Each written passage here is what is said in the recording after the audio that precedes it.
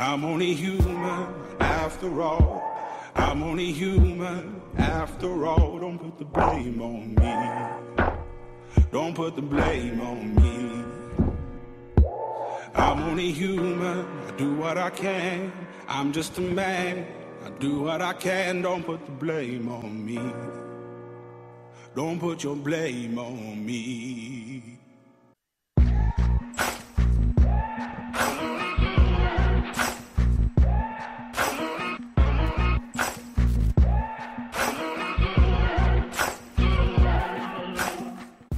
La sagesse écarte les orages. Voltaire. Le sage cherche la sagesse, le sot l'a trouvée. George Christoph Lichtenberg.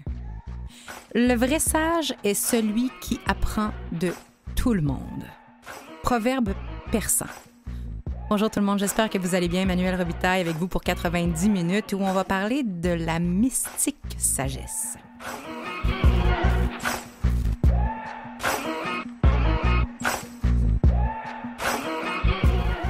C'est quoi la sagesse? Quel mot abstrait, n'est-ce pas? Et qu'est-ce qu'elle n'est pas non plus, la sagesse? Est-ce qu'être raisonnable, c'est un synonyme d'être sage, mature? C'est quoi vraiment ce dont on parle tant, ce qu'on recherche tant? Est-ce qu'on le sait vraiment? Est-ce que l'archétype du sage aussi, tu sais, la longue barbe, le bâton de bois qui vit seul en silence dans le haut de la colline, idéalement au Tibet, correspond bien au visage de la sagesse? Vraiment. Est-ce que sagesse rime avec expérience, passage du temps? Dans le fond, est-ce qu'elle se gagne inévitablement avec l'âge, comme on existe, donc nécessairement on va devenir sage, ou c'est pas le cas? Pourquoi on voudrait être sage? Pourquoi s'assagir? Y a-t-il des bénéfices à ça? Y a-t-il des coûts également, des sacrifices à faire pour être sage? Est-ce que c'est un choix, la sagesse? Est-ce que ça s'apprend? Comment on devient sage et pourquoi il semble que certaines personnes, malgré toutes les possibilités et les opportunités possibles et potentielles, ne le deviendront jamais? Eh bien, on en parle avec nos 3 experts, nos 3 invités cette semaine, Mitsiko Miller, Maya Bélanger et Michel Binette. Bienvenue, on est tous des humains. I'm only human after all. I'm only human after all. Don't put the blame on me. Don't put your blame on me. Mitsiko, coach professionnelle certifiée, formatrice en communication collaborative. Tu travailles depuis 15 ans pour le développement personnel des gens en intégrant la communication consciente et la communication non violente comme outils principaux de collaboration et de mieux-être. Voué aux familles avec ton projet Famille en harmonie, dont tu es la fondatrice, et ton livre également, Découvrir la parentalité positive pour être parent du cœur. Tout ton travail tourne autour de la bienveillance, de l'empathie et de la paix. Tu es d'ailleurs récipiendaire de la médaille de la paix des YMCA du Québec cette année. Félicitations et merci d'être avec nous aujourd'hui. Oh, ça fait tellement plaisir. Mon Dieu, mais nous aussi. Maya. En passant, c'est mon vrai nom. Okay? Oui, c'est ça. Parce que tout le monde pense que c'est un nom bouddhiste, quoi que ce soit. C'est mon vrai nom. Exactement, parce que tu es à la fois aumônier bouddhiste. J'ai été voir si aumônière existait. C'est vraiment pas ça. Ça, c'est un terme de cuisine. Alors, ne dites pas ça, les gens à la maison. C'est vraiment un aumônier femme. Alors, tu es à la fois aumônier bouddhiste pour le Service correctionnel du Québec, consultante en spiritualité bouddhiste, un travail que tu mènes de façon indépendante. Tu es également enseignante de la philosophie bouddhiste et de la méditation au Centre Paramita de la Rive-Nord de Montréal. Partout où tu passes et tous les chapeaux que tu portes visent à transmettre tes connaissances, tes acquis et à développer la spiritualité des gens. Et qui dit bouddhisme, qui dit spiritualité, dit définitivement connexion dans notre cerveau, dit sagesse. On verra pourquoi ces mots résonnent à la même place dans notre tête et dans nos cœurs avec toi. Merci d'être là. Ça fait extrêmement plaisir. Michel Binette. Tu es animateur, conférencier, philosophe et citoyen engagé. Tu donnes des ateliers et des cours en philosophie à l'École de philosophie de la Nouvelle Acropole Montréal. C'est quoi la Nouvelle Acropole Montréal? C'est un organisme qui est international, qui est dans plus de 50 pays, si je ne me trompe pas.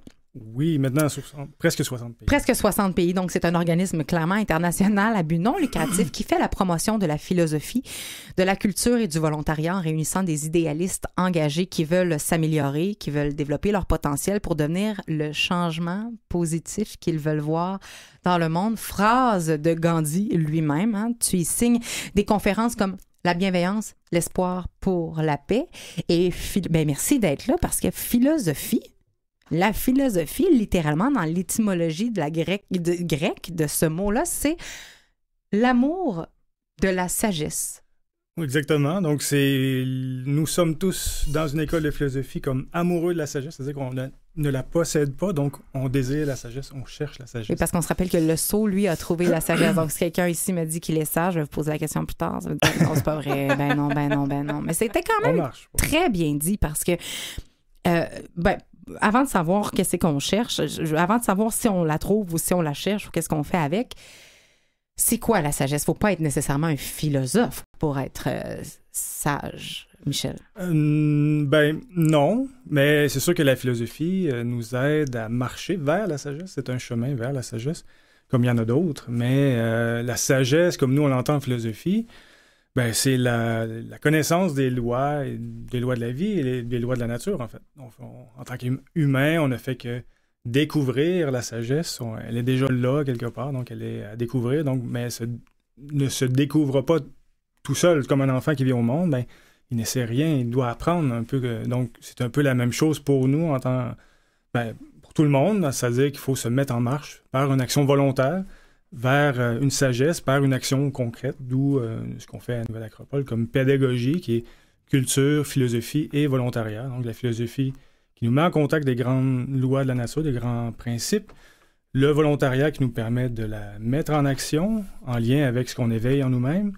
Et puis, la culture, c'est la résultante, c'est-à-dire une ambiance, un contexte qui permet d'éveiller, je dirais, l'être humain au meilleur de lui-même, en fait. Tu parles de marcher. À ce moment-là, est-ce que la sagesse est un but ou c'est une quête, Mitiko? Alors, je vais prendre le temps de réfléchir parce que c'est vrai, hein? C'est ce que je ferais. Et quand je dis réfléchir, je ne vais pas dire juste avec ma tête, mais avec tout mon être. Mais c'est une autre bonne question parce que la sagesse, est-ce qu'elle concerne simplement la connaissance ou elle concerne également l'amour, le sentiment? On a l'impression que des fois, la sagesse est une façon juste de penser. Mais est-ce que c'est plus que ça, Maya? À vrai dire, dans la philosophie bouddhiste, on décrit la sagesse comme... Il y a plusieurs niveaux de sagesse, premièrement. Il y a la sagesse... Ah oui? Il n'y a pas t'es pas sage ou pas sage. Non, exactement. C'est pas dichotomique, cette affaire-là. Non, c'est pas noir ou blanc, à vrai dire. C'est que du gris, à vrai dire.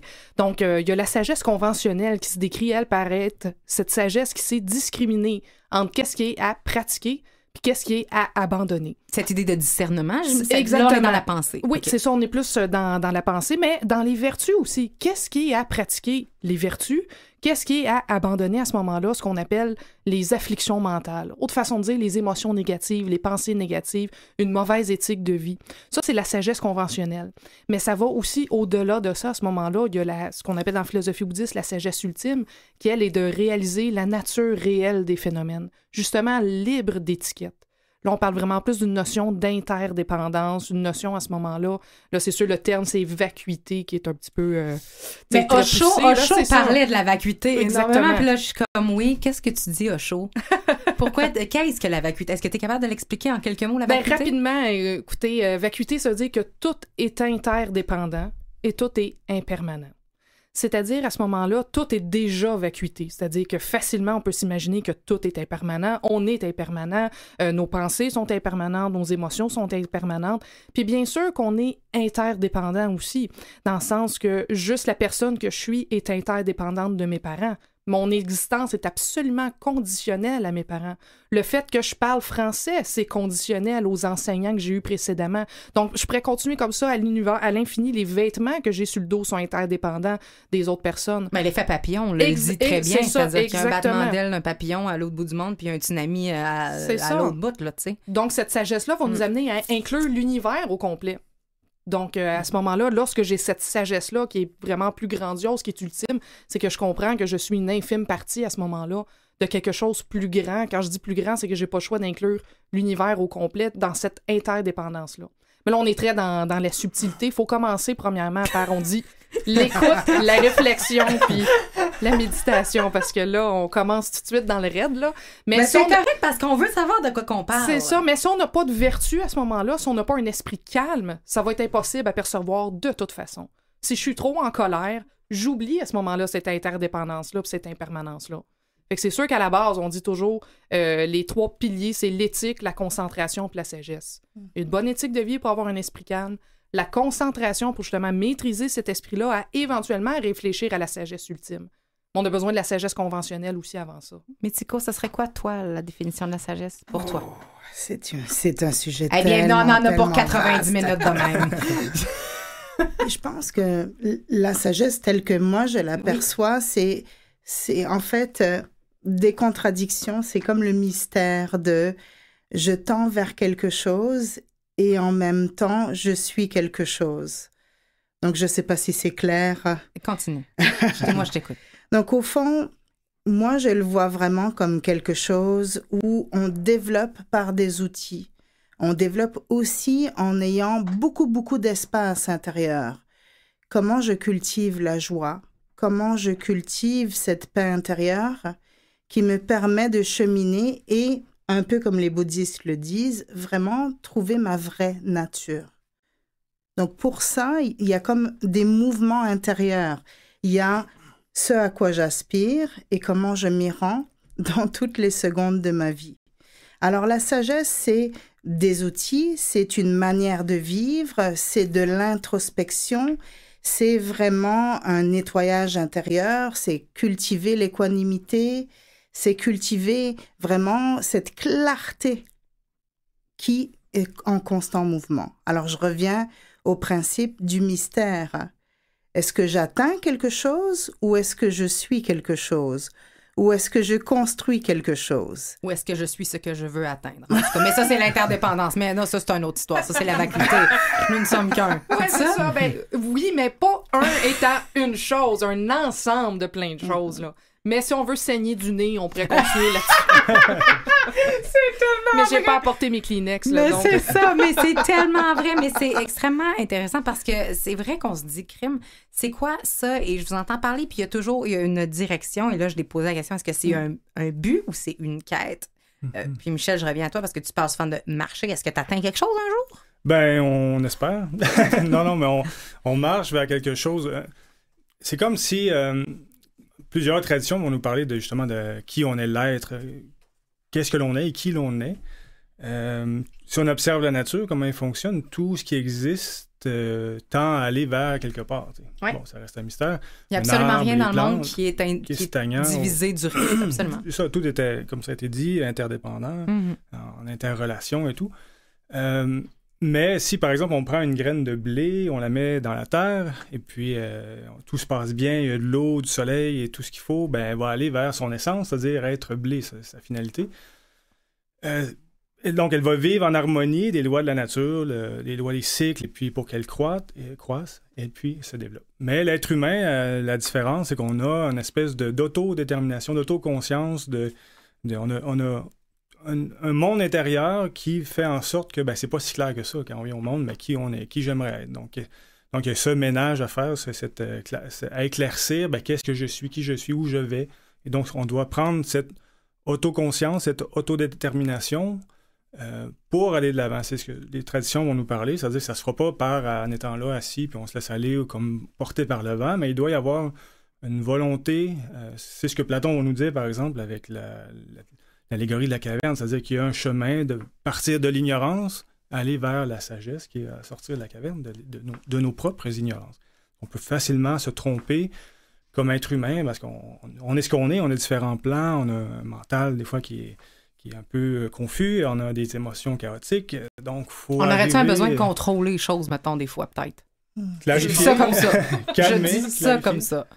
Oh, oui, tout à fait. Il y a de la confusion, il y a des désirs comparativement à nos besoins. Des fois, c'est pas clair, etc. Donc, on peut facilement s'illusionner d'une réalité qui n'est pas, en fait. C'est seulement les émotions qui s'emballent et qui paraissent un gros monstre, mais alors que finalement, c'est du vent. Mais j'entends que la sagesse demeure un chemin intérieur obligatoire. Et en vous écoutant tous les trois et en vous lisant également, il a émergé quand même cette notion aussi de sagesse intérieure et de sagesse extérieure. Maya, peux-tu m'en dire un petit peu plus là-dessus? Oui, bien, pour ce qui est de la sagesse conventionnelle, comme je disais, qu'est-ce qui est...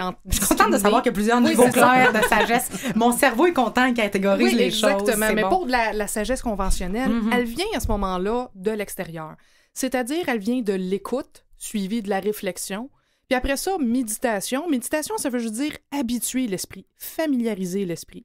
C'est qu'exemple, quelqu'un qui a été élevé toute sa jeunesse à se faire dire « t'es un pas fin » ou des choses comme ça, ben il a écouté ces choses-là, il a réfléchi dessus et sans s'en rendre compte, il a médité dessus, s'est approprié cette internalisé, on parle internalisé, souvent, exactement. Ouais. Mm-hmm. Donc, on dit à ce moment-là que c'est bon d'avoir des enseignements extérieurs pour internaliser justement une voix qui est plus sage. Ça, c'est vraiment la sagesse conventionnelle à ce moment-là.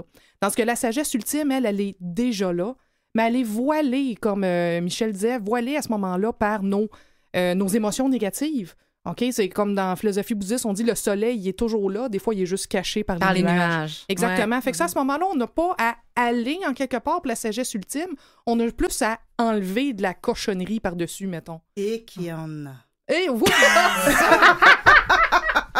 Tu sais, j'ai envie de dire, moi, présentement, j'accompagne surtout les familles, j'accompagne des individus aussi. Mais ce qui m'épate, c'est de voir comment on porte des croyances qui sont transmises à travers la culture. De génération en génération. Transmises à travers nos familles, transmises à travers la culture féminine, masculine. Tout ça est présent. Et ça fait, selon moi, partie de cet effort ou bien cette habitude, cette pratique d'introspection qui nous permet vraiment de voir qu'est-ce qui est là, le soleil, versus qu'est-ce qui est un nuage qui passe et qui n'est pas vraiment notre vraie nature. Donc, pour moi, ça aussi, c'est une chose très importante dans la sagesse. Cette pratique d'introspection, peu importe laquelle, qui nous permet de vraiment voir les émotions passent, OK, les croyances passent, qu'est-ce qui reste? Oui, parce que excuse-moi. Vas-y, tellement, Maya. Ben, j'allais dire justement, c'est que des fois, on peut avoir, à cause de l'influence des autres, ce qu'on pense c'est une sagesse, mais que c'est une sagesse contaminée. C'est un enseignement, nécessairement. C'est ça, exactement, mais des fois, ça peut être une sagesse contaminée qu'on a intériorisée. Donc, tu as tout à fait raison à ce moment-là de dire, qu'est-ce qui reste après ça? Après ces croyances-là, après ces émotions-là, qu'est-ce qui reste comme vraie nature? Là, on s'approche plus de la vraie sagesse ultime à ce moment-là. C'est ce que Socrate pouvait appeler aussi la dialectique, c'est-à-dire par lui, sa méthode, c'était par le dialogue et le questionnement, d'arriver à trouver qu'est-ce qui m'appartient réellement, en fait, qu'est-ce qui est programmé, entre guillemets, par l'éducation, la culture dans laquelle je suis venu au monde, et pour essayer de trouver, finalement, par les questionnements, finalement, qu'est-ce que je sais? Je sais rien, en fait. Ce qui nous disait, la seule chose que je sais, c'est que je ne sais rien. Donc, déjà là, on ouvre les portes, c'est-à-dire on peut apprendre. À partir du moment où on dit je sais, on ferme les portes. Et c'est ce que Platon pourrait appeler la double ignorance, c'est-à-dire on ne sait pas qu'on ne sait pas. Et donc là, on est comme dans un cercle. Mais quand je vous écoute parler, ça veut dire qu'à quelque part, on parle tous, en psychologie, on parle du phénomène d'individuation à l'âge de 12, entre 11 et 13 ans, où on regarde ce que nos parents nous ont inculqué, puis on se dit, moi, ça me tente plus. On sort la boîte, là, puis on dit, ça, c'est pas moi, ça me tente pas, je suis pas comme ça.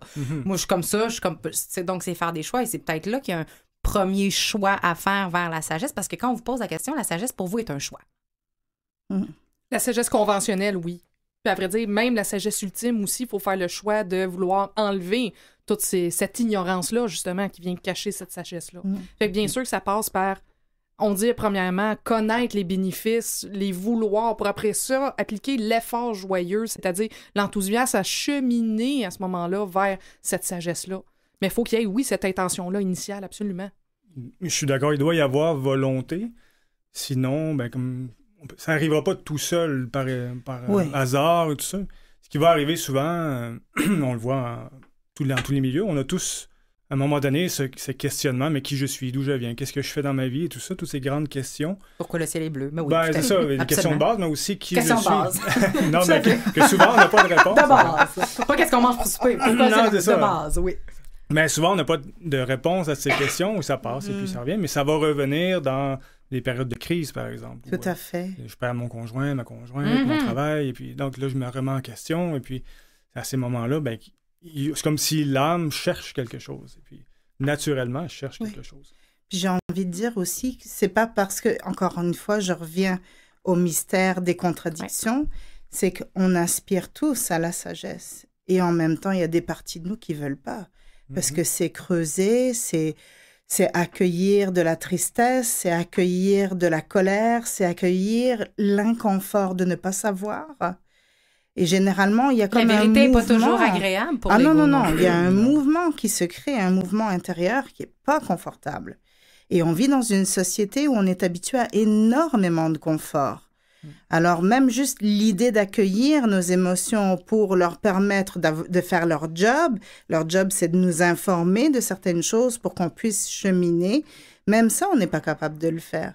Tu sais, je suis en train de discuter avec une personne et en fait, c'est quelqu'un qui cherche à éviter le conflit.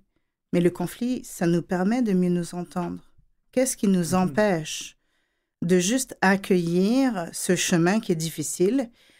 Et comment on peut dire oui à « ça sera pas confortable, je vais brailler, je vais vivre toutes sortes de choses. » Du rejet, de que la personne arrête de m'aimer aussi, parce que dans les conflits, c'est souvent la peur de ne pas être aimé qui nous bloque. Oui, nous sommes des êtres grégaires, nous voulons vivre ensemble. Connectés, on est interdépendance, elle est ressentie quand même si elle n'est pas toujours activée ou volontairement recherchée, ça reste un besoin à l'intérieur de nous. Alors oui, c'est un choix, et c'est un choix que j'appellerais courageux.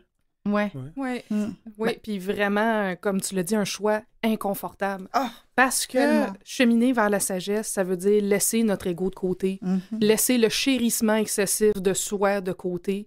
Puis c'est bien plus confortable d'être centré sur moi, que de dire j'ouvre à ce moment-là à plus grand, j'ouvre à cette interdépendance-là. C'est bien plus réconfortant de dire moi, je veux mon point de vue, moi, je suis comme ça, moi, je pense ça.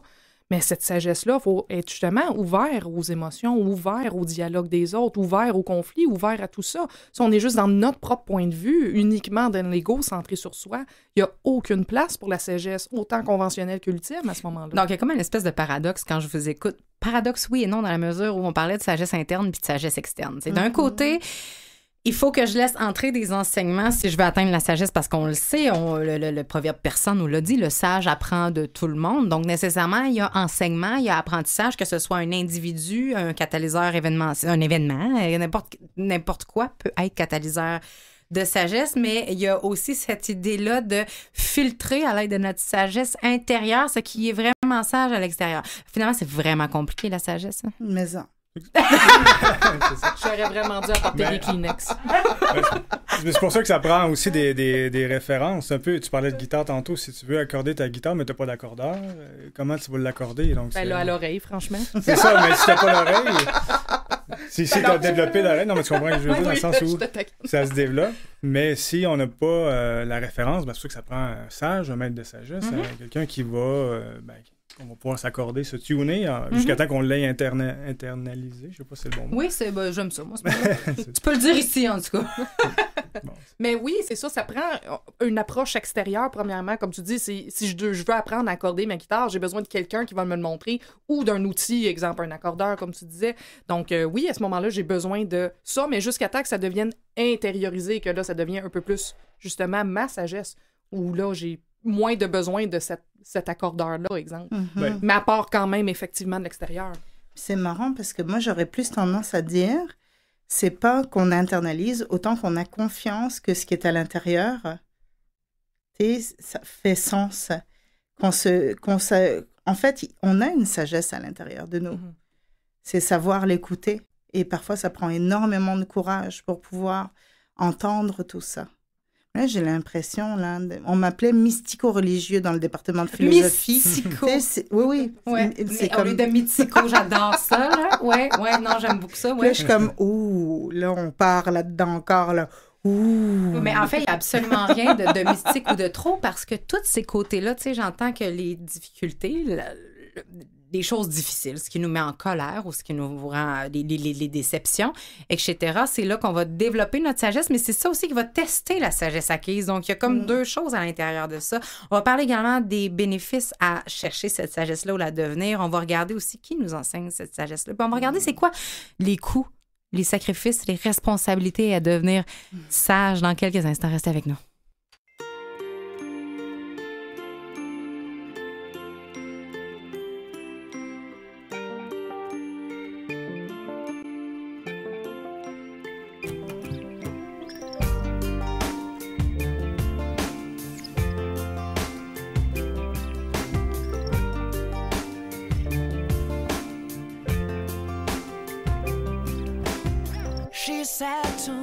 go steady on me. Won't you tell me what the wise men said when they came down from heaven? Smoked 9 till 7, all the shit that they could find. But they couldn't escape from you, couldn't be free of you. And now they know there's no way out. And they're really sorry now for what they've done. There were 3 wise men just trying to have some fun. Look who's alone now, it's not me, it's not me. Those 3 wise men, they've got a Sammy by the sea. Gotta ask yourself the question, where are you now? Gotta ask yourself the question, where are you now?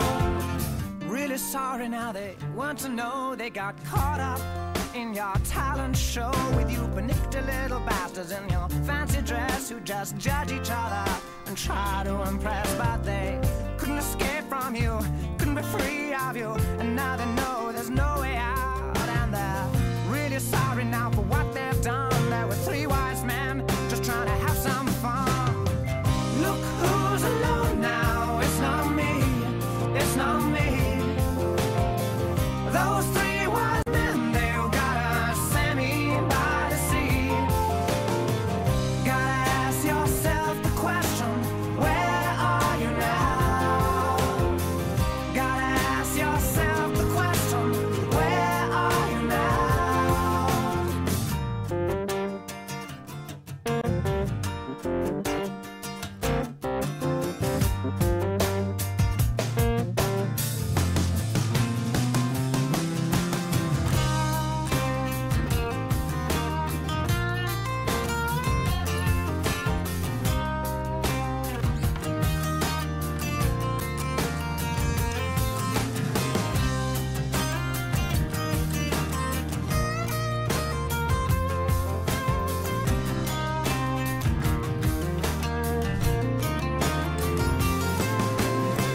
Look who's alone now, it's not me, it's not me.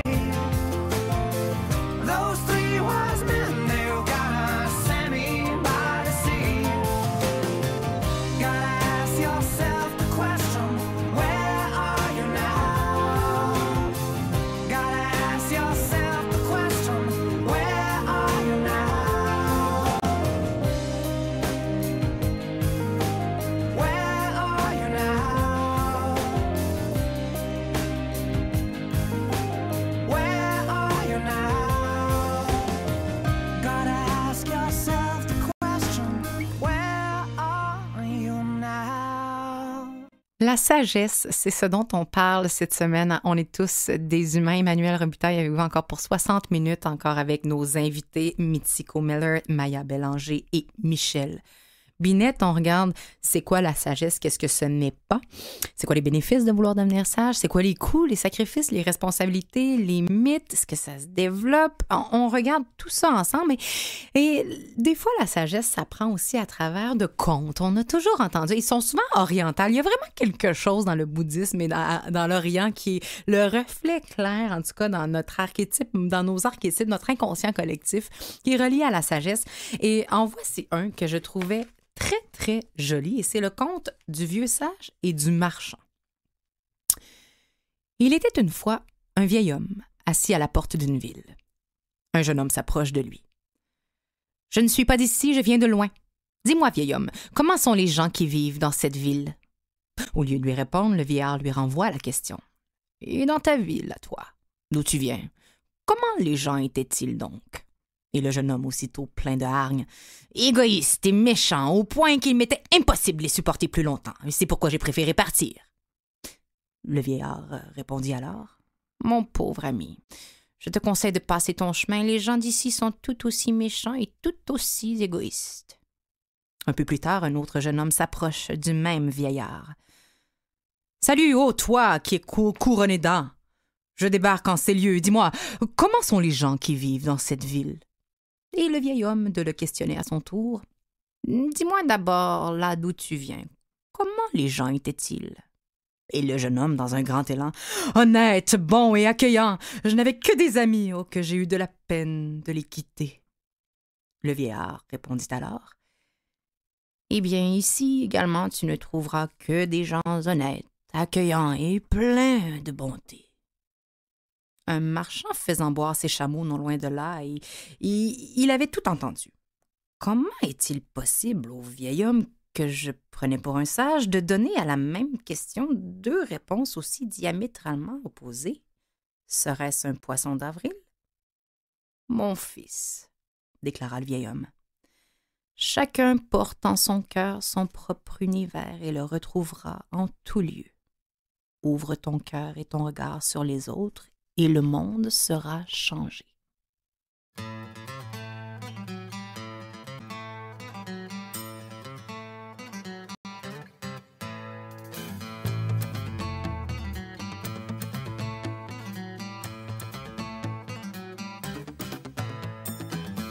Elle se fit un maquillage, à la lune un hommage, une brume devant l'orage. Aussi fragile qu'un moment, intouchable comme le temps, aussi pure que le vent devant. Elle se laissa porter par le désir de fuir ou toujours de fuir. Avec elle de n'emmener que son délire. Et si tu la prends par la main, demande plus rien au destin, c'est elle qui le tient. Laisse-la t'embrumer, laisse-lui sa transparence, laisse-la t'aimer, laisse-lui son insouciance. Ne lui prends pas le plaisir qu'elle a de ne jamais, jamais s'assagir. Et laisse-la voler au-dessus de l'indifférence. Laisse-la t'aimer, mais laisse-lui sa démence. Laisse-lui sa rage. Un maquillage, il suffit pour le soleil et pour lui, pas pour elle, enfin, c'est ce qu'elle dit. Elle veut tellement le porter, très ou très loin avec elle. Il est trop lourd, elle l'a des ailes. Tous les chemins, elle les a pris, tous les mots, elle les a dit. Sans pleurs et sans cris, enfin jusqu'ici. La revoilà dans le doute, la revoilà dans le gouffre. Elle se détruit coup à coup. Et laisse-la voler au-dessus de l'indifférence.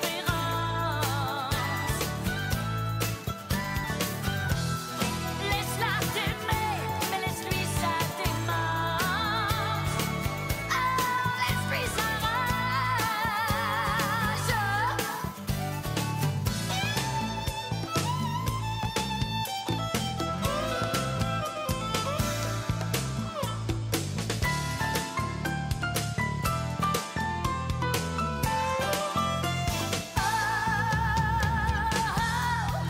laisse-la voler au-dessus de l'indifférence. Et laisse-la t'aimer, et laisse-lui sa démence. Et laisse-la voler au-dessus de l'indifférence.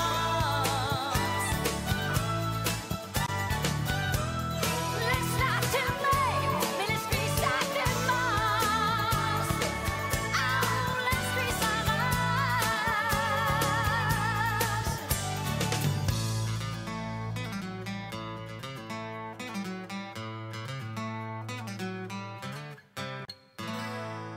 On a développé un petit peu sur ce qu'est la sagesse. On sait qu'il y a une sagesse de base, il y a une sagesse ultime, il y a une sagesse intérieure, il y a une sagesse extérieure, il y a une sagesse sur le plan de la pensée. La pensée, juste le discernement, mais il y a aussi la sagesse de la vertu également, qui est beaucoup plus sur le plan des valeurs, sur le plan de l'éthique de vie. Donc on s'en va quelque part avec tout ça. Mais on a tous entendu, en tout cas, si vous ne l'avez pas entendu à la maison, on va la dire là pour la première fois, mais cette phrase, hein, tu sais, être sage comme une image. Ça reflète vraiment cette idée-là, être sage comme une image, c'est être raisonnable, être calme, être silencieux, pas dérangé. Est-ce que c'est vraiment ça, la sagesse? Moi, je pense tout au contraire. La sagesse est dans le jeu, la sagesse est dans se donner moins d'importance. Si on Si c'est important de bien paraître, justement, de paraître sage, de paraître justement comme une image, tant qu'à moi, on est juste, encore une fois, dans les apparences. On n'est pas dans une vraie sagesse. Une vraie sagesse rendue là est pas mal plus dénuée d'ego, là. Donc, excusez-moi le terme, on s'en fout un petit peu plus de quoi on a l'air. Justement, on prend des grands maîtres tibétains comme le Dalai Lama, ou moi, je suis allée faire à plusieurs reprises des séjours dans des monastères en Inde, mais avec des Tibétains. Et c'est les personnes qui sont plus dans le jeu, le ludique. Ça se prend pas au sérieux, là. Mais on a vraiment ces idées-là que cet aspect-là des personnes qui sont un peu trop zélées ou qui ont une forte personnalité, qui aiment à rire et qui sont extrêmement sociables, etc., ça serait pas compatible avec la sagesse, mais c'est pas nécessairement le cas, à ce que je comprends. Mais combien de personnes viennent en mes cours et s'attendent vraiment à voir la fille, la tête rasée, qui sent le patchouli, tu sais, puis qui parlent comme ça, qui sont extrêmement déçus. En même temps, tu brises leur rêve. Tu brises leur rêve. Exactement, C'est merveilleux. je brise leur rêve. Ben, je veux pas me donner trop d'importance Ben, dans mais la c'est sagesse. tellement là, drôle. mais c'est ça, mais c'est vrai que les gens s'attendent tellement à cette image-là, quand c'est souvent pas le cas. Les personnes les plus sages que j'ai rencontrées, ça a été des fois des personnes incarcérées, ça a été des itinérants, ça a été des personnes qui se prenaient pas au sérieux, tout à fait, là. C'est ce que j'allais demander justement. Est-ce que le visage de la sagesse peut parfois prendre des visages surprenants? Oui. Oui. Oui, ben c'est sûr qu'il y a comme ça a été dit, il y a des idées de sage avec ce barbu dans la montagne et qui médite et puis qui fait rien, c'est austère et puis les ascètes et tout ça. La chasteté, pauvreté, Ben, silence, gruau, puis c'est tout, là. C'est ça, il y a Méditation. une image comme ça, mais c'est sûr que nous, parce dans le sens où on entend plus la sagesse, c'est plus par l'action que c'est découle. Il y en a qui... C'est-à-dire, qu'est-ce que tu fais de tes choix? Comment tu agis, en fait? C'est plus ça que... par exemple, si t'es dans un monde où tout s'écroule, ben c'est pas le temps d'être sur ta montagne en train de méditer. T'es mieux d'aller aider. Ce qui est sage là, c'est de prendre action. C'est ça, être en action avec les gens. Tu sais, j'ai envie de dire, moi, il y a des gens qui me connaissent pas, puis ils se disent, ah oui, elle est sage. C'est parce que tu t'appelles Mitiko, là, tu sais, c'est comme... Tu pars avec une prise, là. Et souvent, ils sont surpris de voir que je ris, que je fais des jokes, que je suis vraiment dans le mouvement, dans le jeu. Et puis, c'est comme un choc c'est un choc culturel. C'est comme, voyons donc, ça se peut pas qu'elle écrive des choses comme ça puis qu'elle soit aussi simplettes, au fond. Et j'ai envie de dire, il y a quelque chose dans la sagesse qui est de se dépouiller de toute croyance et de vraiment avoir ce regard. Tu sais, je repense aux paroles de Jésus, redevenir un enfant. Et il y a quelque chose dans la spontanéité qui est sage, il y a quelque chose dans l'honnêteté, l'authenticité, dans le jeu, dans la joie, qui est d'une profonde sagesse, si évidemment on parle d'harmoniser tout ça, là, d'harmoniser justement nos pensées avec notre cœur, avec notre corps. Tout ça fait qu'à un moment, notre vraie nature, elle est joyeuse, elle est joueuse, elle est pleine d'humour, elle est pleine d'émerveillement, elle est vraiment pleine de beauté aussi. Et donc, oui, sage comme une image, pour moi, ça doit être à l'époque, à l'ère victorienne, où il fallait vraiment pas déranger personne, puis sinon, tu étais accusé d'hystérie. Tu sais, on a tout un héritage, tu sais, par rapport à de quoi ça devrait avoir l'air, mais aussi il faut pas déranger. Mais ça, c'est une croyance aussi. Et quelqu'un qui est sage ne dérange pas. Pourquoi? On va saluer Nelson Mandela qui n'a pas dérangé personne non plus du tout de par ses actes. Non, mais c'est un petit peu ça qu'il faut ramener. Je suis contente que vous l'abordiez parce que je me suis, moi, posé la question en me penchant sur le sujet parce que des fois, je réfléchis. Juste des fois. C'est ça l'odeur de brûler. Hein? C'est ça, exactement. J'ai un petit peu le cerveau capote.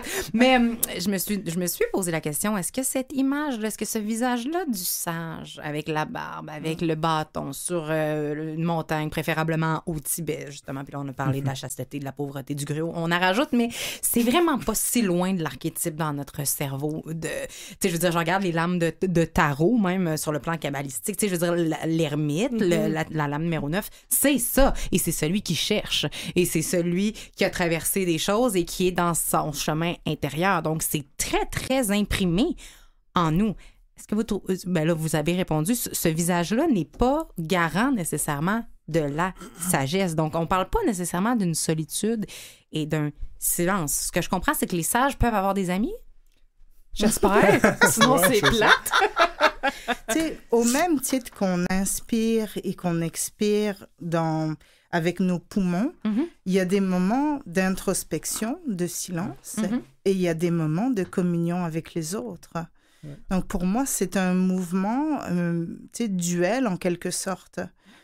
On a des moments d'introspection, de solitude, de silence dans la journée. On a des moments où on partage avec les autres. Il y a des moments où on écoute, en tout cas, il y a des flyers comme moi qui écoutent les oiseaux. Puis, moi, j'en connais qui parlent aux arbres. Moi, je parle aux chats. Moi, c'est les animaux. Tu vois, c'est autre chose. On se rejoint, là. Donc, comment je fais pour trouver cet équilibre intérieur, cette harmonisation où les antéposés ou les contraires se rencontrent? Je pense que ça fait partie d'être incarné sur Terre, de trouver cet équilibre-là. Donc, silence, oui. Joie, silence, joie, silence, joie. Donc, être en relation n'est pas aux antipodes de la sagesse. Comment il agit en relation, le sage? Comment est-il? Parce que là, on peut rentrer dans des qualificatifs beaucoup plus concrets. Comment je fais pour savoir que cette personne-là, elle est sage? Qu'est-ce qu'elle pense? Qu'est-ce qu'elle dit? Qu'est-ce qu'elle fait? Ben, moi, je dirais que toute personne sage n'a pas besoin d'être une ermite, quoi que ce soit, mais ce qui est commun, par contre, à, je pense, toutes les personnes qui développent la sagesse, c'est précédé par une période de grande souffrance. On regarde tous les grands mystiques, tous les grands philosophes ont tous eu, on dirait, une période de souffrance qui les a motivés à trouver une manière à ce moment-là de s'en sortir. Donc, je pense que... À marcher, comme c'est dirait ça, Michel, à marcher vers quelque mais chose. Ouais. C'est ça qu'ils ont voulu développer, ce renoncement-là envers la souffrance. Puis c'est ça qui arrive quand on parle de sagesse, puis qu'on parle de renoncement. C'est pas renoncement à la vie de couple, c'est pas renoncement à plus jamais manger de Doritos, OK? C'est pas le renoncement à ça, c'est le renoncement à la souffrance, là. Donc, à ce moment-là, il y en a qui interprètent mal ça, que si je veux pas la souffrance, je vais m'exclure. Je vais couper tout ce qui peut causer de la souffrance, alors que c'est non, c'est ça. Dans le fond, possible. Puis si on revient au conte que tu as dit tantôt, la souffrance, elle est intérieure. Elle vient de nos propres visions à ce moment-là. Fait que le sage, c'est quoi? Il cherche toujours à corriger les causes de la souffrance, c'est-à-dire ses propres afflictions mentales, ses propres émotions négatives, ses propres points de vue qui amènent cette souffrance-là. Fait qu'à ce moment-là, n'importe qui peut être sage, n'importe qui a ce renoncement-là à la souffrance, puis qui travaille sur les causes, qui sont principalement à ce moment-là nos états intérieurs. Les croyances, comme disait Mitiko. Exactement, les croyances. Comment je perçois les choses, beaucoup plus que les choses en elles-mêmes. Donc, à ce moment-là, l'extérieur vient peu important. On peut être en couple ou pas, on peut être un travail conventionnel ou pas, on peut être... Puis, comme Mitiko disait, je pense que l'équilibre entre la solitude et le contact, ça, c'est très important, là. Comme Bouddha l'a mentionné lui-même, mais une des lois de la vie, c'est que la souffrance fait partie de la vie. C'est-à-dire, dans l'incarnation, c'est-à-dire, on ne peut pas s'en tirer, on ne peut pas s'en échapper, mais il va nous dire, pourquoi, donc, désirer ce qui est éphémère ou s'attacher, ou tout ce qui va autour de ça. Donc, qu'est-ce qui va causer la souffrance pour ensuite, comment je m'en libère, mais il va toujours y en avoir, donc on n'est pas rendu à la sagesse encore. Donc, ça demande, comme ça a été dit, cette méditation, cette réflexion intérieure et ensuite l'action. Et ensuite, dans l'action, je mesure, je vois, je reviens à la méditation, mais comment étaient mes actions à la réflexion? Et ensuite, l'action, c'est toujours une espèce de double mouvement vers l'action, et puis pour aller ensuite réfléchir aux causes et aux réactions de ce Et pour donner une intention à notre action. Oui, c'est on peut pas toujours être dans l'action. Dépourvue de sens. Il y a quelque chose dans l'introspection qui nous aide à vraiment comprendre quelle est notre intention. Tu sais, je repense à... Moi, j'étais dans les achats d'habits seconde main avant que ça soit cool. Oui, parce que c'est vraiment à mode, les friperies, hein? Vous en oui. Et donc, j'allais dans des églises, des sous-sols d'églises. Des comptoirs, des ouvroirs, oui. OK, là, je vais essayer de ne pas être dans le jugement, mais il y a des gens qui ont un certain plaisir à voir l'autre comme étant en souffrance, puis il faut leur faire de la charité. qu'on se compare, on se console, mais là, on est dans le sacrifice judéo-chrétien aussi pas mal. Là, ça se donne une raison d'exister. C'est un petit peu ça que tu veux dire? Mais ce que j'entends par... je suis perdue dans mes pensées. Ben, bienvenue dans notre C'est balado des l'intention. TDAH. Voilà, je reviens à l'intention. L'intention, c'est est-ce que je suis dans un acte de bienveillance ou est-ce que il y a une intention de me faire sentir bien là-dedans? Mais chaque fois que je vous entends, et on est parti, on a abordé beaucoup, beaucoup de choses jusqu'à présent, mais à chaque fois que ce soit ce que tu viens de nommer, c'est-à-dire mon intention, pourquoi je fais réellement les choses, ou que ce soit pour les croyances. Est-ce que ceci est vrai ou est-ce que ceci n'est pas vrai? Est-ce que l'enseignement, la sagesse extérieure est une bonne sagesse ou est une sagesse contaminée? Je ne sais rien, je sais que je ne sais... Finalement, là, la sagesse, au lieu de rimer avec maturité ou avec raisonnabilité, ou la raison, ou être raisonnable, ou être calme. J'ai l'impression que la sagesse rime beaucoup avec la vérité. La vérité intérieure. Puis la vérité de... Comme là, je reviens à ce qu'on disait au début, mais la vérité de voir la nature réelle des phénomènes. C'est-à-dire c'est pas ça. d'un point de vue, justement, égocentrique. Quand je dis égocentrique, c'est-à-dire centré sur soi, que l'univers tourne autour de moi, mais l'univers tourne, que je sois là ou pas. Là, on se rapproche vraiment, justement, de cette sagesse-là qui est ultime, de voir la vérité, là. Mais cette vérité-là, justement, tant qu'il y a de l'ignorance devant, c'est facile de penser qu'on est dans la vérité, puis qu'on l'est pas. Donc ça, c'est quelque chose qui demande De énormément ne pas se mentir, réflexion. mais ça C'est revient à être vrai avec soi. Exactement. Oui. C'est comme Platon va nous parler du vrai, du beau, du juste et les archétypes, les principes archétypales qui sont à l'extérieur de la caverne. Donc, faut d'abord... C'est Platon qui disait ça. Platon, excusez-moi, oui. Mais non, c'est ça que tu as dit. Oui, non, moi, ok, tu me c'est l'apprends, bon, moi, je ok, le sais c'est pas. bon. Donc, c'est ça, dans son Ouais, allégorie de la ouais. caverne, qui nous fait l'analogie avec... comme si on était venu au monde, dans le fond d'une caverne, et tout ce qu'on voit, c'est les ombres sur le mur, et on pense que c'est ça, la vérité. Et il nous explique bien le processus qui est d'abord de se déchaîner, c'est-à-dire de nos ignorances, et observer qu'il y a un feu derrière nous. Le feu projette des images, donc déjà, on peut se leurrer, dire c'est ça la vérité. Donc, il y a plusieurs niveaux. Ensuite, c'est sortir. Non, c'est pas ça la vérité, c'est sortir à l'extérieur. Donc, d'aller vers le sens du vrai. Donc, c'est le sens archétypal du vrai, en fait. C'est-à-dire qu'est-ce qui est au-delà des apparences, au-delà de ce qu'on voit. Et c'est d'aller aux causes, comme ça a été dit. C'est-à-dire tout ce qui existe, dont l'Inde va nous parler, la Maya, c'est ça que tu disais tantôt, la grande illusion, c'est-à-dire tout ce qui est extérieur, le monde émotionnel, le monde même rationnel, qui nous fait refléter des illusions, en fait. C'est ça. C'est ça, à vrai dire, on cherche à se sortir de Maya. OK, mais c'est vrai, le terme à ce moment-là. on te salue. Justement, C'est à toi, quand là, j'étais maman. jeune, je faisais des mauvais coups. Maya, ça veut dire illusion, puis je faisais des mauvais coups, puis je disais à ma mère, c'est pas moi, j'existe pas. OK. Parce que tu savais d'emblée la signification de ton nom. Ben oui. Mes parents me l'avaient dit. Mais bref, c'est vrai qu'on se cherche à se sortir de cette Maya-là, c'est drôle que c'est mon nom, mais de cette illusion-là, justement, de pas voir la réalité telle qu'elle est. L'allégorie de la caverne est excellente aussi. Puis, mais c'est ça qui arrive, c'est qu'on voit pas cette impermanence-là. Quand je suis en colère, j'ai l'impression que je vais être en colère pour toujours, là. Exactement. Fait que je suis pas en train de voir que c'est une émotion temporaire, que ça va pas toujours être là.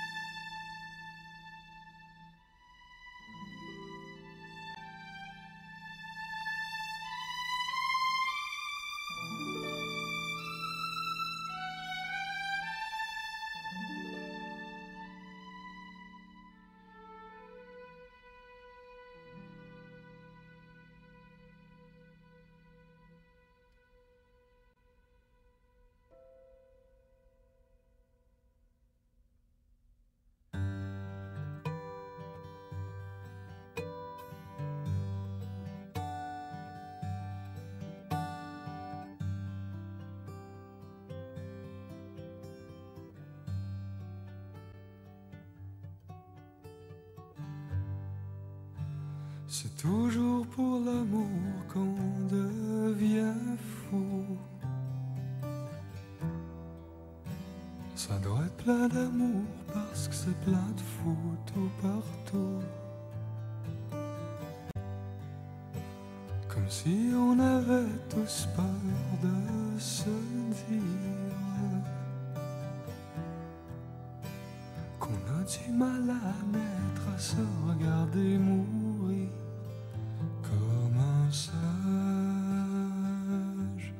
Monte dans les nuages, monte d'un étage, viens voir le paysage comme un sage.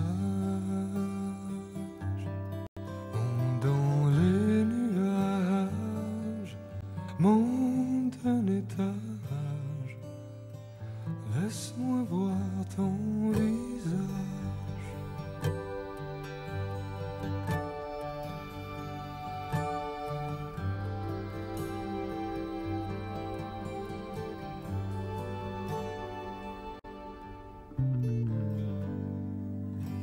Je voudrais pouvoir t'offrir le peu que je sais. Il y a deux importances, la première c'est toi et puis moi. L'autre c'est qu'il nous reste encore un autre jour. Le matin se lève encore sur toi et mon amour. Comme un sage, monte dans les nuages, monte un étage, viens voir le paysage. Comme un sage, monte dans les nuages, monte un étage, laisse-moi voir ton visage.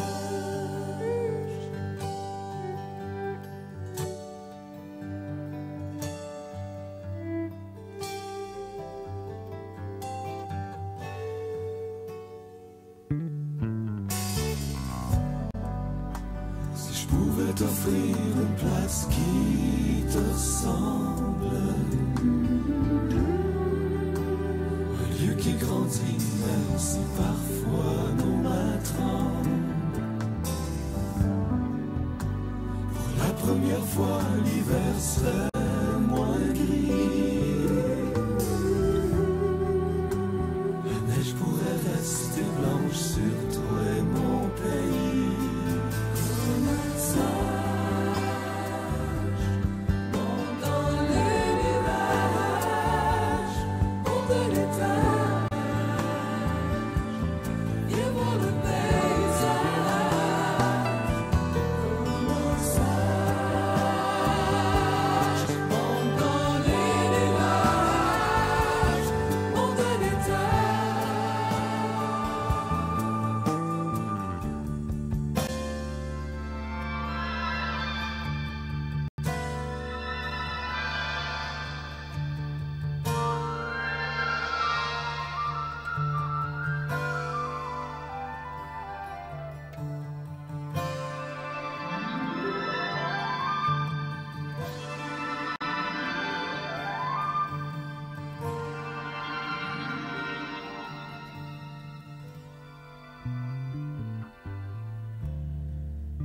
Chacun voit ce qu'il veut.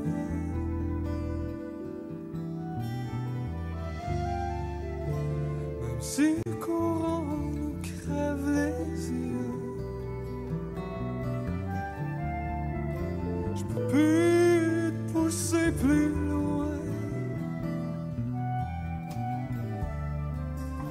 Quand tu sais que je me trompe, puis tu me dis rien. T'es près, t'es loin. Pour te rejoindre, faut que je marche ses mains. On oublie trop souvent qu'on est en mouvement.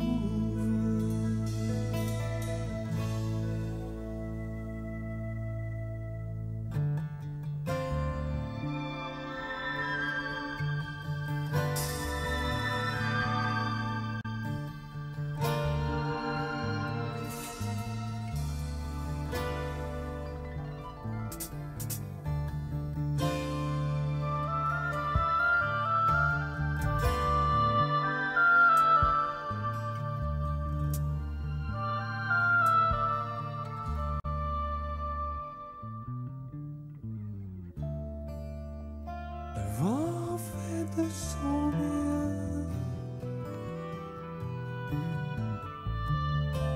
pour nous aider à changer d'air. Le vrai vient quand il peut, quand on lui demande ce qu'il veut faire. C'est beau, c'est clair.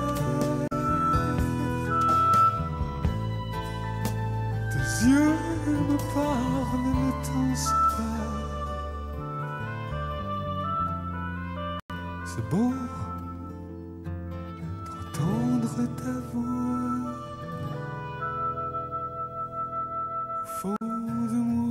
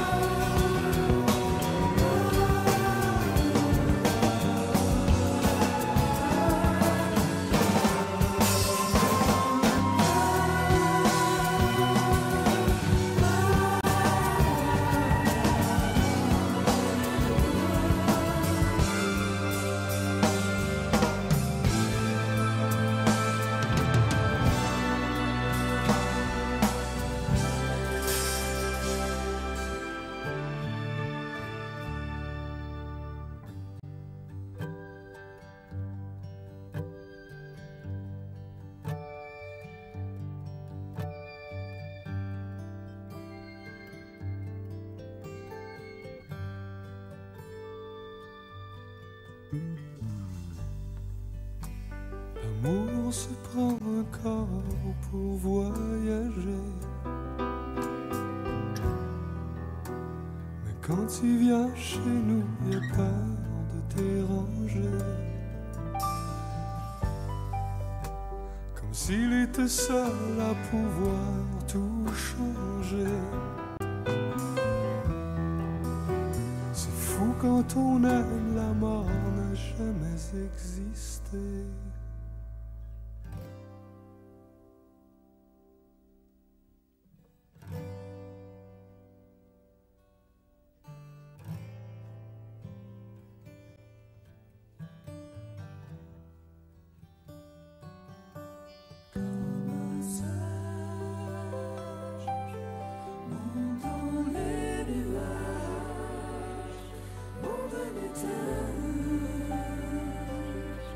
You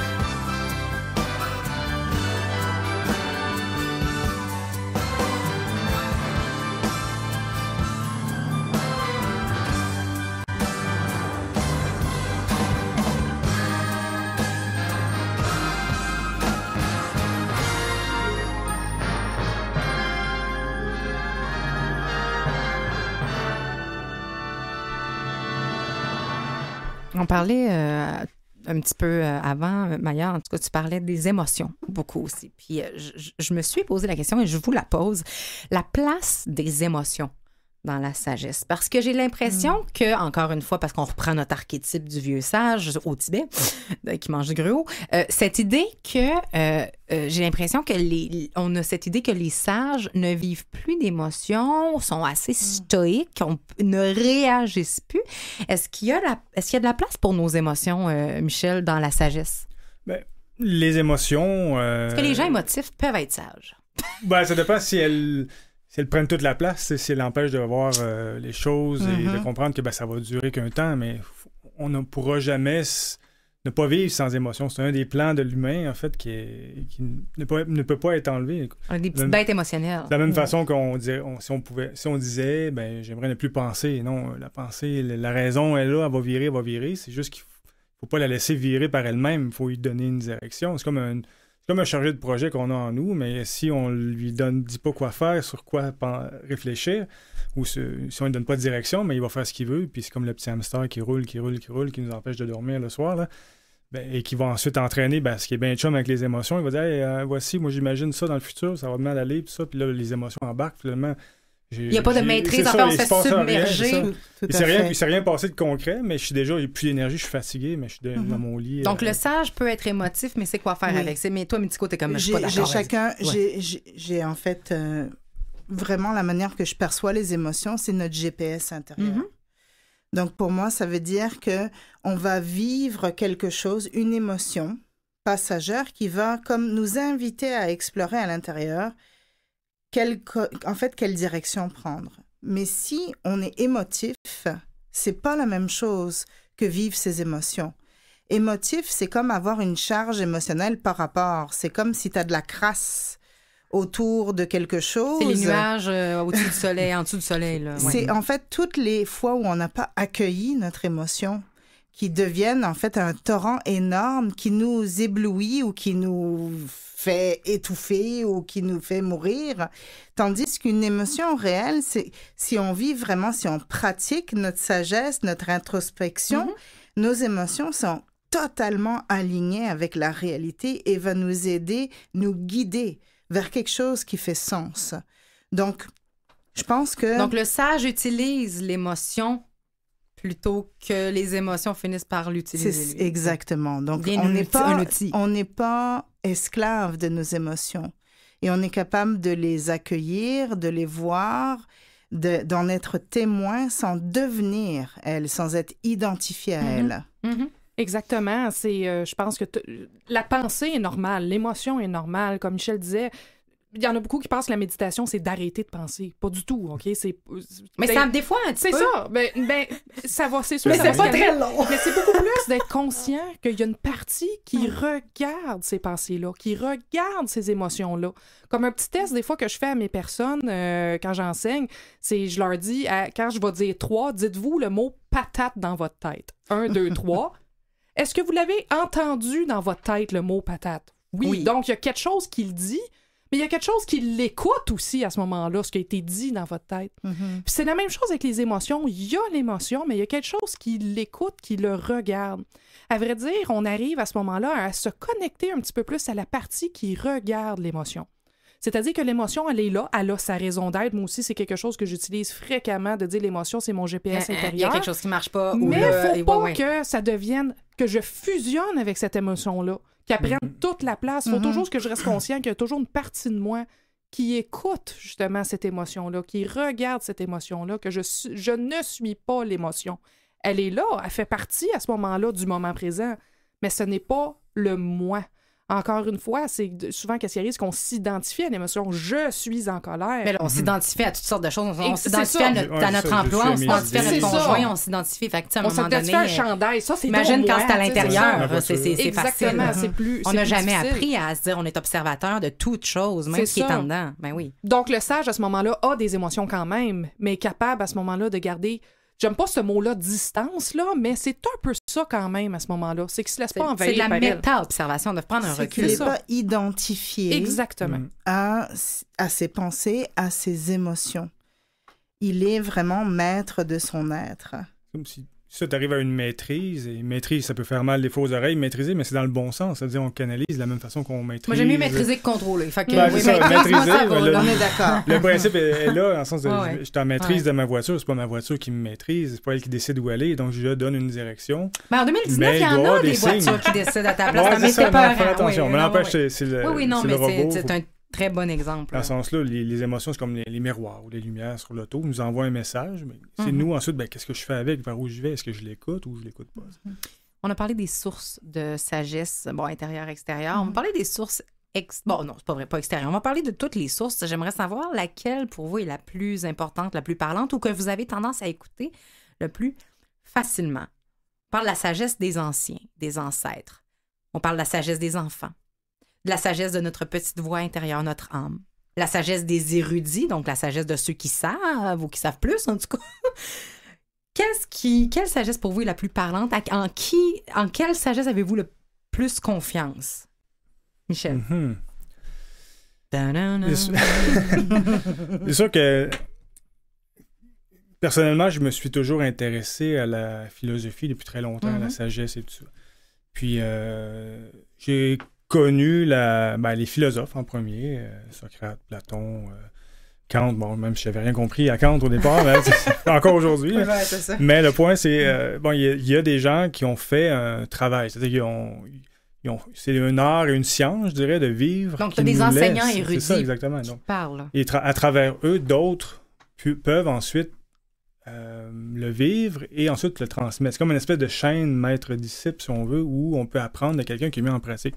Un peu comme si on apprenait de quelqu'un, d'un maître de piano, par exemple. Je peux décider par moi-même, je vais essayer, je vais apprendre le piano et je vais apprendre quelque chose. Mais peut-être je peux aussi avoir un prof de piano qui va faire que ça va beaucoup plus vite apprendre, beaucoup plus rapidement apprendre.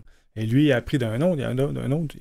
Donc, Ça prend une certaine sagesse, une certaine humilité, une peut-être. pratique, Une une discipline pratique. aussi. Parce que celui qui nous montre le piano, lui aussi apprend de quelqu'un. C'est pour ça qu'il y a l'humilité du sage que moi, c'est-à-dire que de celui qui sait, parce qu'il sait qu'il ne sait pas. Il sait qu'il est en apprentissage. Donc, c'est pour ça que l'humilité est une caractéristique des sages, bien sûr. Ben, j'aime ça parce que moi, j'aime ça, créer une nouvelle caricature plus proche de la réalité du sage, parce que la sagesse, c'est de savoir la vérité. Donc, façon tout ce qu'on a appris, essayons d'aller vers quelque chose de plus vraiment ailleurs. Qu'est-ce que tu écoutes comme sagesse davantage? Moi, je pense que tout le monde, tout phénomène peut nous apporter une certaine sagesse.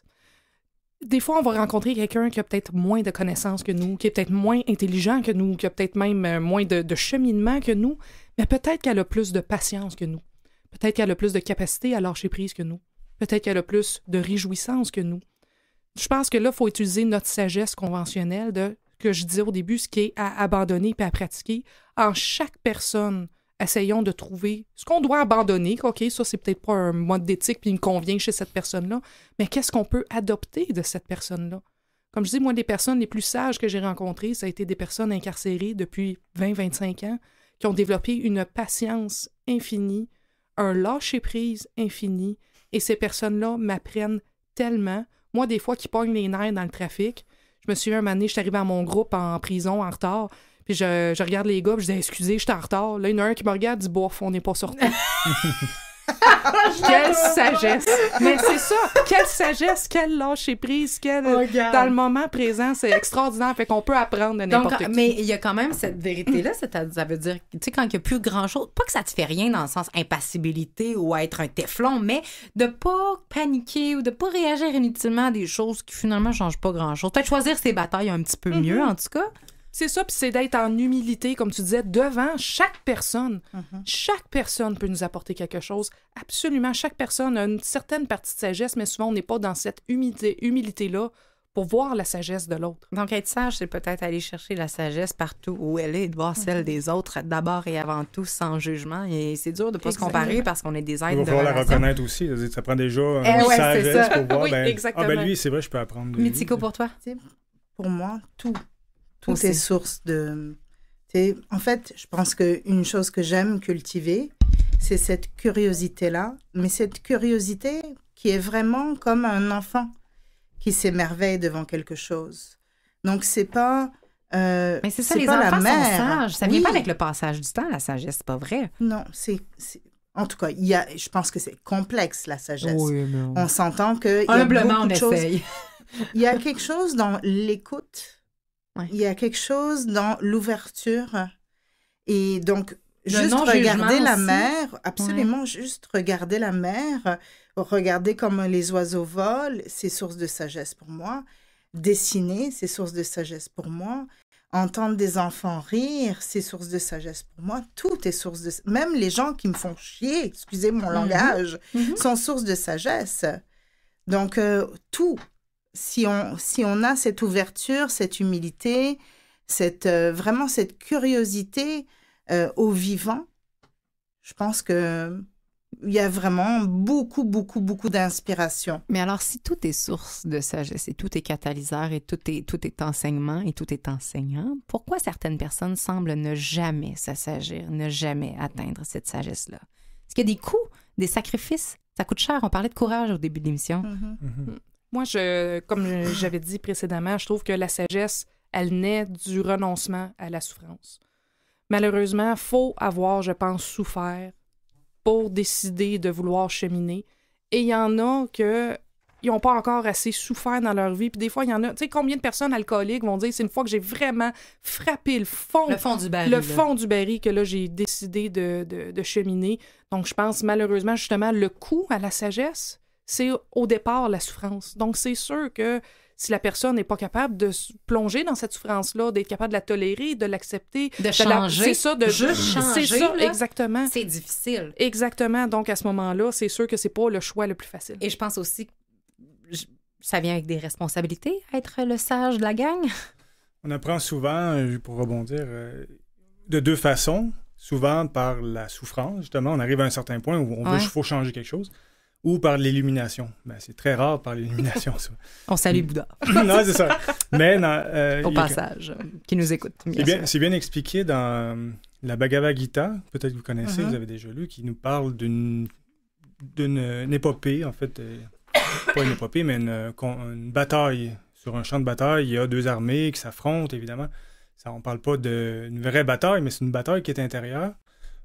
Où, justement, lorsqu'on se retrouve devant des choix, ben, il y a le doute qui s'installe. C'est-à-dire, on va se poser la question, mais pourquoi la souffrance? Pourquoi ça existe? Pourquoi que je devrais faire ci? Pourquoi je devrais faire ça? Et là, dans l'histoire, il y a Krishna qui représente un peu la sagesse, le maître, qui va lui expliquer les lois de la vie au personnage principal qui est Arjuna, il va lui expliquer, ben voici les grands principes, les grandes lois de la vie. Mais c'est Arjuna, à la fin, qui décide de se lever et d'aller à la bataille, parce qu'il doit y avoir conquête, il doit y avoir bataille. Comme on dit au début, il doit y avoir volonté pour aller vers la sagesse. Donc, ça aurait... Action, c'est pas dans l'inaction, ça peut être dans l'action aussi. C'est pas pour tous arriver qui à vont quelque arriver chose. parce qu'il doit y avoir ce choix-là. Et devant le doute, finalement, je suis pas sûr de vouloir faire ça. Dans des choses simples, des fois, de dire, je sais pas, j'aimerais faire le marathon. C'est facile dans ma tête, j'y arrive. Mais dès que je me dis, je vais aller m'entraîner, finalement, ça me tente pas. Je vais encore demain ou je vais remettre. On va procrastiner. Donc, c'est là le combat, le réel combat. C'est pour ça qu'on y arrive. Je veux dire que c'est pas évident d'aller vers la sagesse. Il nous reste 2 minutes, mais comme disait Maya, on aurait pu parler 8 ou 9 heures. Comme disait Mitiko, c'était plus 8 ou 9 ans. Mais en tout cas, on va prendre les 2 minutes qui nous restent. À savoir, bien sûr, pour vous, quelle est la plus grande preuve de sagesse, concrètement? Mitiko, on commence par toi. Mm-hmm. Je pense que c'est vraiment arriver à un point...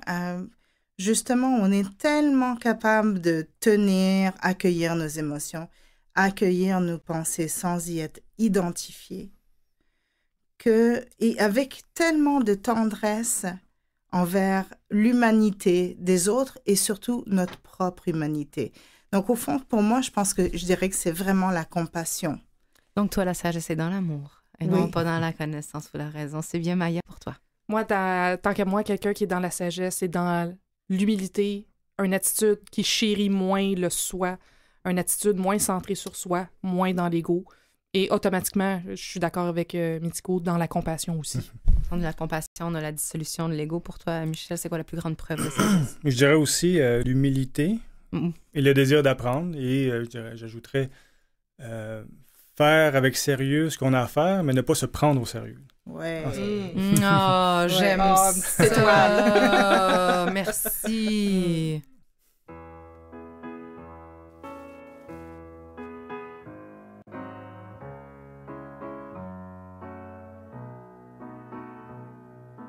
Où sont passées les plaines, les arbres à l'horizon,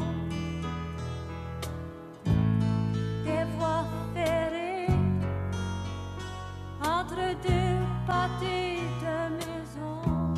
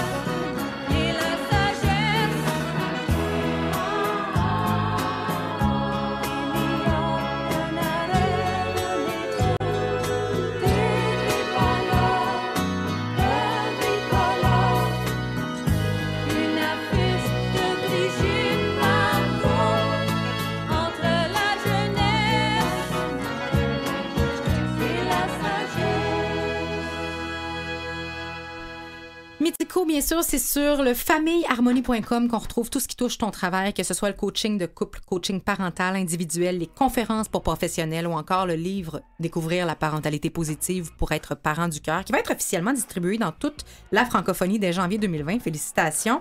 Et parlant de 2020, il y a une tonne d'activités qui est proposée sur ton site. On doit aller faire un tour pour les ateliers La retraite Prendre soin de toi qui aura lieu en juin prochain. On suit également sur Facebook Projet Famille en Harmonie et on suit tout ce qui s'en vient en lien avec la communication parce que tes jeunes sont rendus ados et c'est ce qui va être central dans les prochains temps. Merci d'avoir été là. Merci. Maya, tu continues tes activités comme aumônier, comme responsable du Centre Paramita Rive-Nord où tu signes des ateliers, des conférences et des cours qui portent sur des thèmes comme comprendre les émotions, le calme mental, transcender la mort. Tu vas aller d'ailleurs en France cet hiver pour transmettre ton savoir, ta sagesse. Et si on est intéressé aux services, aux cours, ateliers, retraites offertes par le Centre Paramita, on se rend sur le www.centreparamita.org pour la région de Québec. Pour les gens de la Rive-Nord, c'est le www.paramitarive-nord.org et pour Montréal, paramitamontréal.org. Merci beaucoup d'avoir été des nôtres.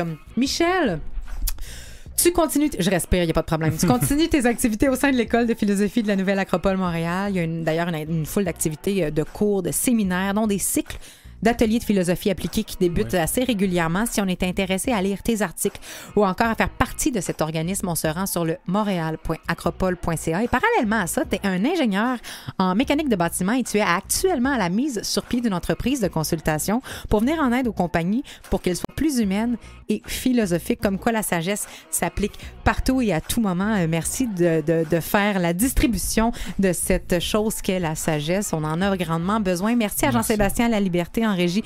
Merci à Catherine Bourderon à la recherche. Merci tout le monde d'avoir été là. Merci Louis à la coordination également. Et comme mot de la fin, il y a une phrase qui m'a marquée pour toujours et c'est celle-ci. Quelle est la différence entre le sage et le fou? Eh bien, le sage, lui, sait à qui parler. Bonne semaine. Don't put your blame on me. I'm only human after all. I'm only human after all. Don't put the blame on me.